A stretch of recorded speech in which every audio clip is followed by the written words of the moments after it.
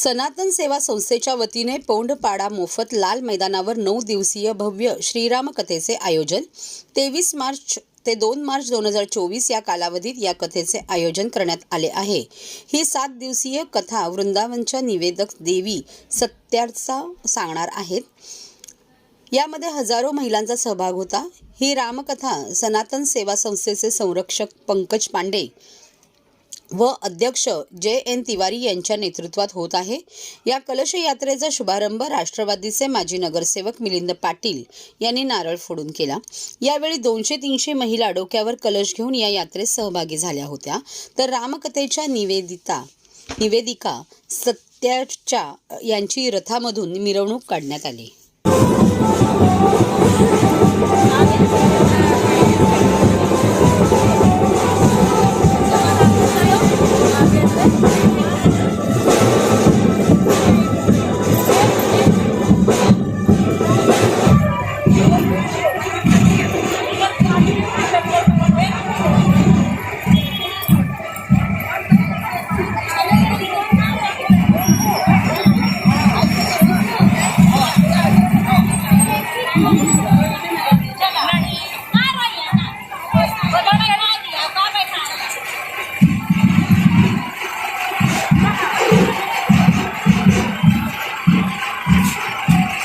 सनातन सेवा संस्थेतर्फे आज या कळव्यातील रहिवाशांसाठी रामकथेचं आयोजन केलेलं आहे।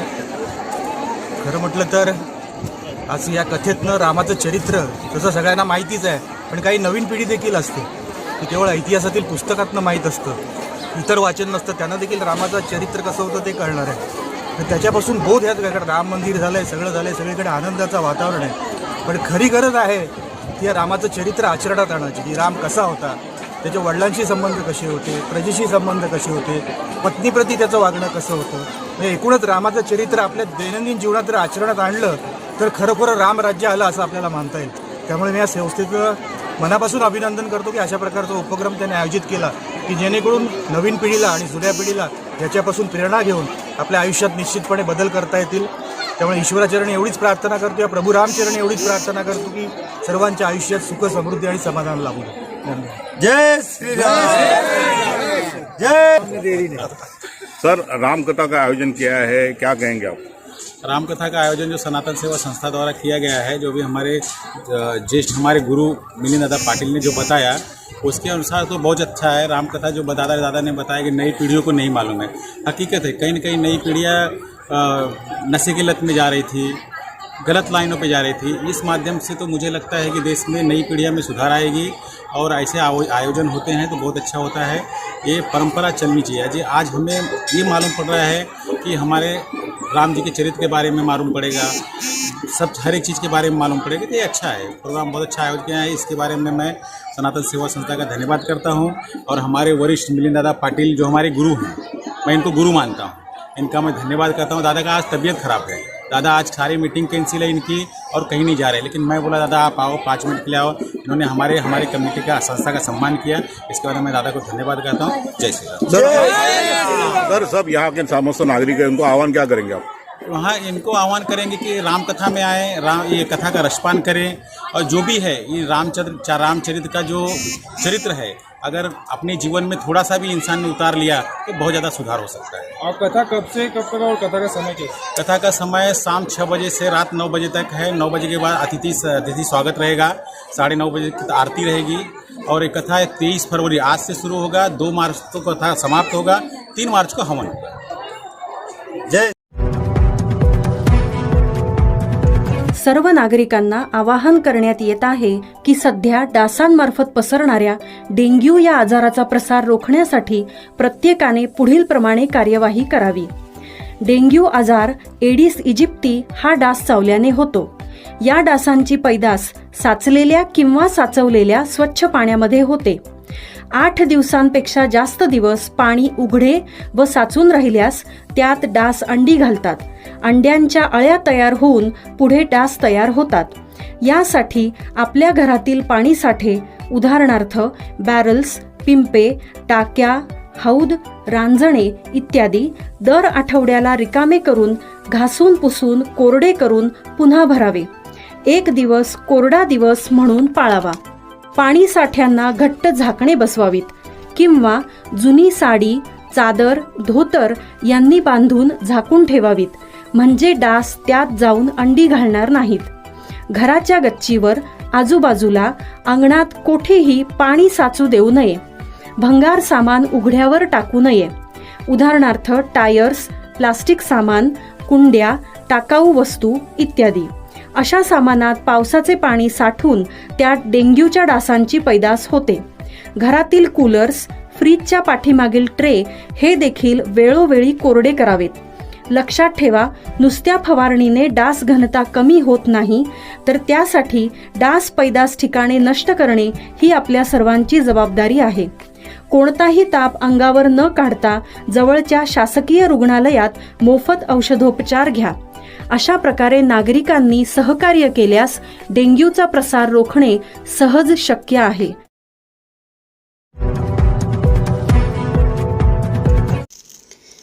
राष्ट्रवादीच्या कार्यकर्त्यांनी केला जल्लोष. तुतारीच्या निनादात पेढे वाटून आनंदोत्सव साजरा. राष्ट्रवादी काँग्रेस पक्ष शरदचंद्र पवार या पक्षाला निवडणूक आयोगाने तुतारी हे चिन्ह दिले आहे. याबद्दल डॉक्टर जितेंद्र आव्हाड यांच्या मार्गदर्शनाखाली कार्यकर्त्यांनी जोरदार जल्लोष साजरा केला. गुरुवारी केंद्रीय निवडणूक आयोगाने राष्ट्रवादी काँग्रेस पक्ष शरदचंद्र पवार या पक्षाला तुतारी हे पक्ष चिन्ह दिले. तुतारी हे चिन्ह मिळाल्यानंतर कार्यकर्त्यांमध्ये उत्साह संचारला आहे. आज पक्ष कार्यालयात शेकडो कार्यकर्त्यांनी जोरदार जल्लोष साजरा केला. छत्रपती शिवाजी महाराज यांच्या पुतळ्यास जिल्हाध्यक्ष सुहास देसाई, महिलाध्यक्ष सुजाताताई घाग आणि युवक अध्यक्ष विक्रम खामकर यांनी पुष्पहार अर्पण करून तसेच फटाके फोडत पेढे वाटून आनंदोत्सव साजरा केला. यावेळेस कार्यकर्त्यांकडून वाजता तुतारी गाडा गद्दारी, तुमची तुतारी निष्ठेची, तुतारी वाजवणार गद्दारांना गाडणार अशा घोषणा देखील देण्यात आल्या. या प्रसंगी सुहास देसाई यांनी लढाईला निघाल्यावर आणि विजयी झाल्यानंतर तुतारी वाजवण्याची ऐतिहासिक रीत या महाराष्ट्रात आहे आणि आता तुतारी हे चिन्ह मिळाले असल्याने आम्ही रणशिंग फुंकले आहे. कार्यकर्त्यांमध्ये वीरश्री संचारली असून आम्ही खोके घेणारे बोके आणि गद्दारांना गाडल्याशिवाय राहणार नाही असे सांगितले. तर विक्रम खामकर यांनी तुतारी हे चिन्ह मिळाल्याने आता आमच्यामध्ये अधिक ऊर्जा संचारली आहे, कारण जी चिन्हे मागितली होती त्याऐवजी तुतारी दिल्याने आता आम्हाला छत्रपती शिवाजी महाराज, महात्मा ज्योतिराव फुले, राजश्री शाहू महाराज आणि डॉक्टर बाबासाहेब आंबेडकर यांचा लढण्याचा वारसा चालवणे अधिक सोपे झाले आहे असे सांगितले. आज आम्हाला एकच माहिती आहे, आमची निष्ठा शरद पवार, आमचं चिन्ह शरद पवार आणि आमचे लढाईचे सरसेनापती शरद पवार. त्यामुळे चिन्ह आम्हाला कुठचंही असू दे, आम्हाला काय फरक नाही पडत. आम्हाला एकच पाहिजे, शरद पवार आमचे आहेत आणि मी शरद पवारचा सच्चा शिवसैनिक आहे. पण तुम्हाला आज मी सांगतो, हातात क्रांतीचे मशाल घेऊन आणि विजयाची तुतारी वाजवत आम्ही आजपासून निघाले आहोत. त्यामुळे शत्रू गटाचे जे कोण असतील ना, जे लढाईचा विचार पण आमच्याशी करतायत, जे आमच्याशी लढाईचा विचार करतात, त्यांना सांगतोय की सांभाळून राहा. उगाच जिद्द पकडू नका, नाही तर कपडे सोडून पडायची वेळ तुमच्यावर. कारण ही टीम शरद पवारांची आहे, ही टीम महायुतीची आहे आणि महायुतीची टीम एक महाराष्ट्राचं वैभव भारत जिंकायला निघाले आहेत. कारण आमच्या बरोबर शरद पवार साहेबांसारखा भारताचा नेता आहे आणि जितेंद्र आव्हाडांसारखा खंबीर नेतृत्व महाराष्ट्राचं आमच्याकडे आहे. ते घेऊन आम्ही निघालोय. आम्हाला कोणाची चिंता नाही, कसली भाईबिडा नाही, आम्ही कुठेही विकले जाणार नाही, कारण आम्ही निष्ठावंत आहोत. आमची एकच आहे, आमची निष्ठा शरद पवार. आता तुमच्या समोर बोके 50 खोके कानेक मध्ये तुम्ही वाचले नाही का, ठाणे शहरात लागलेले बॅनर बदले तुम्हालाही माहिती आहेत. बोके बिके कोण आहेत, काय आहेत ते. तेव्हा त्यांना आम्ही करणार. आमच्याविषयी जे लढणार, जे शरद पवारांशी संघर्ष करणार, जे शरद पवार पक्षाची संघर्ष करणार, त्यांना आम्ही काढणार. ते कोणी असू दे, वाघ असू दे, मांजर असू दे, कोणी असू दे, आम्हाला काय फरक नाही पडत. आमची बदक असू दे, आमची निष्ठेची लढाई आहे आणि निष्ठावंत आणि तत्व घेऊन आम्ही लढाईला निघालेलो आहे. छत्रपती शिवाजी महाराजांच्या पुढे मानवंदना देऊन आज तुतारीची सुरुवात केली. का वाटतं लोकसभा निवडणूक पाहता इथं सुरुवात झाली का या लोकसभेची? सुरुवात आम्ही आज बिगुल वाजवलाय युद्धाचा. की आम्ही युद्धात लढायला तयार आहोत. तुम्हाला माहिती नसेल, माहिती किंवा असेल सुद्धा, इतिहास वाचला असेल, मी वाचलेला आहे. ज्या वेळेला लढाईची सुरुवात व्हायची ना, त्यावेळेला सुरुवात तुतारी वाजायची आणि विजय जल्लोष जेव्हा व्हायचा हा तर तुतारीनेच व्हायचा. ही तुतारी आम्ही आज विजय जल्लोषी आज वाजवून टाकलेली आहे. थँक्यू. अखेर क्लस्टरमधून ठाण्यातील 16 SRA योजना वगळल्या. हजारो झोपडीधारकांना हक्काची घरे मिळण्याचा मार्ग मोकळा. आमदार संजय केळकर यांचे मानले आभार. ठाणे महापालिकेच्या हद्दीत सुरू असलेल्या 16 झोपडपट्टी पुनर्विकास योजना क्लस्टरमध्ये समाविष्ट करण्यात आल्याने या योजना रखडल्या होत्या. आमदार संजय केळकर यांच्या चौफेर पाठपुराव्यानंतर या योजना क्लस्टरमधून वगळण्याचा अध्यादेश राज्य सरकारने काढला आहे. त्यामुळे हजारो गरीब कुटुंबांना हक्काची घरे मिळण्याचा मार्ग मोकळा झाला आहे. ठाणे शहरात गेल्या काही वर्षांपासून झोपडपट्टी पुनर्विकास योजनांची प्रक्रिया सुरू होती. अनेक योजना अंतिम टप्प्यात होत्या. शेकडो कुटुंबे भाड्याच्या घरात राहत होती. अशावेळी राज्यात जनहिताची क्लस्टर योजना सुरू करण्यात आली. ठाण्यात क्लस्टरचे 44 आराखडे तयार करण्यात आले आहे. यातील किसननगरचे क्लस्टरचे काम सुरू झाले असले तरी इतर ठिकाणी अद्याप काम सुरू झालेले नाही. या योजनेत SRA योजना सुरू असलेल्या झोपडपट्ट्यांचा समावेश आल्याने क्लस्टरसह या झोपडपट्ट्यांचा विकासही रखडला. SRA योजना ठप्प झाल्याने हजारो कुटुंबे हवालदिल झाली होती. SRA योजना सुरू असलेल्या ठाण्यातील अशा नियोजित 16 सहकारी गृहनिर्माण संस्थांच्या पदाधिकाऱ्यांनी आमदार संजय केळकर यांची भेट घेऊन व्यथा मांडली. गेल्या 2 वर्षापासून श्री केळकर यांनी SRA प्राधिकरण अधिकाऱ्यांशी अधिवेशनात चर्चा आणि मुख्यमंत्री एकनाथ शिंदे, उपमुख्यमंत्री देवेंद्र फडणवीस यांच्याशी चर्चा असा चौफेर पाठपुरावा केला. असे अखेर या प्रयत्नांना यश आले असून काल राज्य शासनाने अध्यादेश काढून सन 2022 पर्यंत सुरू असलेल्या SRA योजनांना क्लस्टरमधून वगळण्यात आले. या निर्णयाबाबत आमदार संजय केळकर यांनी मुख्यमंत्री एकनाथ शिंदे, उपमुख्यमंत्री देवेंद्र फडणवीस यांचे आभार मानले आहेत. तसेच पुढील काळात सन 2022 नंतर सुरू झालेल्या उर्वरित काही योजनांनाही वगळण्याची मागणी करणार असल्याचे श्री केळकर यांनी सांगितले. शासनाचे आणि माननीय मुख्यमंत्री एकनाथ शिंदे साहेबांचे मी आभार मानीन, त्यांचं अभिनंदन करीन. ठाणे शहरामध्ये क्लस्टरची योजना सर्वदूर सुरू झाल्या होत्या, त्याचे आराखडे तयार झाले होते आणि SRAचे जे प्रकल्प ज्याच्या प्रक्रिया सुरू झाल्या होत्या असे अनेक प्रकल्प जे आहेत ते क्लस्टरमध्ये घेतले गेले होते. क्लस्टरमध्ये घेतले गेलेले असल्यामुळे यांचं SRAचा प्रकल्प जो आहे तो ठप्प झाले होते आणि हजारो झोपडपट्टीवासीय जे आहेत यांच्यावर एक प्रकारे म्हणजे वाट बघण्याची वेळ आली होती. त्यांना कुठल्याही परिस्थितीमध्ये क्लस्टर मुक्त व्हायचं होतं आणि असे जे SRA प्रक्रिया असलेले प्रकल्पातले लोक माझ्याकडे आले होते, त्यांची आम्ही पाठपुरावा केला. त्यांच्या संबंधातल्या त्या सगळ्यांना घेऊन जवळजवळ 18 SRA प्रकल्पाचे प्रतिनिधी माझ्याकडे आले होते. SRAच्या बरोबरही मिटिंग झाल्या, विधिमंडळातही आम्ही त्याचा पाठपुरावा मी केला आणि त्या दृष्टीने आणि ते न्याय्यच होतं. कारण की SRA प्रोजेक्ट आमचा कधी पूर्ण होणार, झोपडपट्टीवासी जे ते विचारत होते. कारण प्रक्रिया आमची सुरू झाली आहे. क्लस्टर जोपर्यंत त्या ठिकाणचा आराखड्यामधला सुरू होत नाही तोपर्यंत आम्ही किती वर्ष वाट बघणार, अशी फार मोठी अडचण या झोपडपट्टीवासियांची झाली होती. परंतु आज या शासनाच्या निर्णयाच्यामुळे ते मुक्त झालेले आहेत, ऐच्छिक आहे. 2022च्या आधी ज्यांची प्रक्रिया सुरू झाली आहे त्या सगळे जण जे आहेत ते क्लस्टरमधनं SRAचे प्रोजेक्ट राबवायला मुक्त केलेले आहेत. माझी पुढे शासनाकडे मी ही मागणी करणार आहे की 2022 नंतर देखील काही आहेत, फार मोठ्या प्रमाणात नाही आहेत, तर त्यांची जर प्रक्रिया SRAची सगळी कागदपत्रांची प्रक्रिया पूर्ण झाली असतील तर त्यांनाही आपण त्यांचा SRA प्रोजेक्ट राबवायला परवानगी द्यावी, क्लस्टरमधनं मुक्त करावं. हे शेवटी ऐच्छिक आहे. त्याच्यामुळे ज्यांना हा SRA प्रोजेक्ट स्वतंत्र राबवायचा आहे त्यांना तो राबवता येईल आणि क्लस्टरची जे आराखडे आहेत त्या आराखडे ज्या ज्या वेळेला जसे जसे पुढे जातील ते क्लस्टरची योजना देखील पुढे जाऊ शकेल.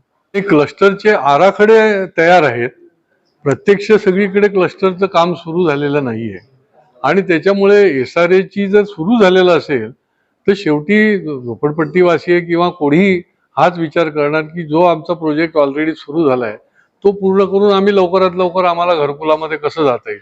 कारण की झोपडपट्टीवासीय जे आहेत ते एकदा त्या ठिकाणाहून बाधित झाले आणि दुसरीकडे गेले की त्यांचा प्रश्न त्यांना निर्माण होतो की कधी मिळणार, आणि त्याच्यामुळे तो निश्चितपणे त्यांना फायदा होणार आहे. तर शहरामध्ये असे अनेक गावठाणं आहेत ज्यातील गावकऱ्यांची अशी इच्छा आहे की आम्हाला देखील क्लस्टरमधून वगळण्यात यावं. नाही, त्यासाठी देखील माझ्याकडे काही निवेदनं आलेली आहेत, परंतु आता कोळीवाडे आहेत, तर कोळीवाड्याचं सीमांकन केलं जाईल म्हणून आपल्याला शासनाने सांगितलं होतं मला 2 वर्षापूर्वीच विधिमंडळामध्ये. तर सीमांकनही बाकी आहे. सीमांकन केल्यानंतर देखील कोळीवाडे जे आहेत ते याच्यातून त्यांचं कोळीवाडेचं जे त्यांचं पारंपरिक क्षेत्र आहे ते देखील अडचणीत राहणार नाही. आणि ह्या संबंधातला देखील साधक बाधक चर्चा करून तुम्ही जे म्हणताय गावठाणचं त्याच्या संबंधी देखील चर्चा करता येईल.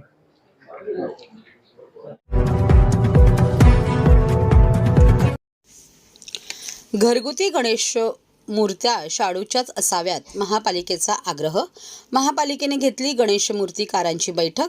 भाद्रपद गणेशोत्सवाला अजून बराच अवधी असला तरी गणपतीच्या मूर्ती बनवण्याआधीच महापालिकेने आज मूर्तिकारांची बैठक घेऊन यावर्षी घरगुती गणेशाच्या मूर्ती या शाडूच्याच बनवण्यात याव्यात, यासाठी लागणारी शाडू माती, जागा व इतर सुविधा महापालिका उपलब्ध करून देईल अशी ठोस भूमिका महापालिकेने घेतली आहे. तसेच मूर्तिकारांच्या उर्वरित मागण्यांबाबतही सकारात्मक विचार करून सुवर्णमध्य काढण्यात येईल असे अतिरिक्त आयुक्त 2 प्रशांत रोडे यांनी नमूद केले. ठाणे महापालिकेतील कैलासवासी नरेंद्र बल्लाळ सभागृहात आज 22 फेब्रुवारी मूर्तिकारांची बैठक आयोजित केली होती.